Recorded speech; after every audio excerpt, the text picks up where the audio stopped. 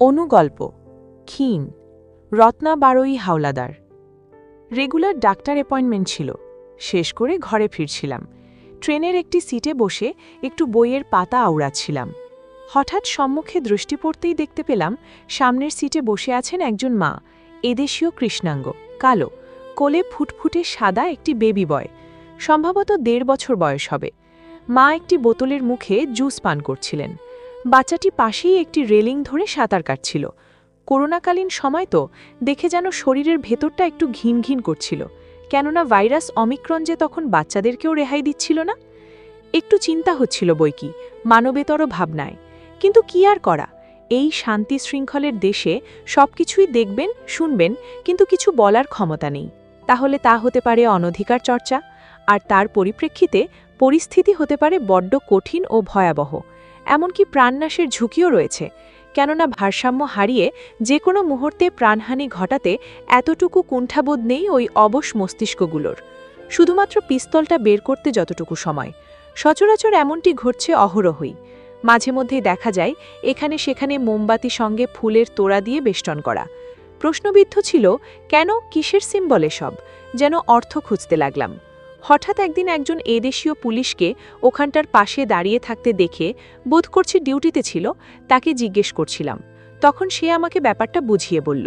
বুঝলাম ওই সব ঘটনাকে কেন্দ্র করেই ফুল মোমবাতিতে একটুখানি পুণ্যি করে রাখা মাত্র। জ্ঞানকাণ্ড রহিত জীব। আসলে সত্যি বলতে এরা হলো ক্রেজি, মদ গাঁজাখোর। সস্তায় কম দামে পেয়ে সমস্ত দিন ওই মহা ঔষধ গিলতেই থাকে এবং ভারসাম্যহীন একটি পশু বনে যায়, যার পরিপ্রেক্ষিতে ওই অবস্থায় হাসতে হাসতেই গুলি চালিয়ে দেয়।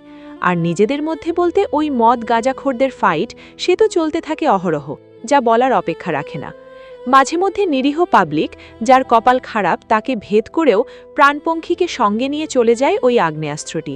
খুন, অতঃপর মৃত্যু, কিন্তু আইনের বিচারে মানসিক রোগী হিসেবেই বিবেচিত কখনো সখনো। মানসিক রোগী অর্থ পাগল, কাজেই 7 খুন মাপ। এখানে নিয়মানুসারে বিনা চিকিৎসা, তথা হাসপাতালে জামাই আদরে শুশ্রূষা।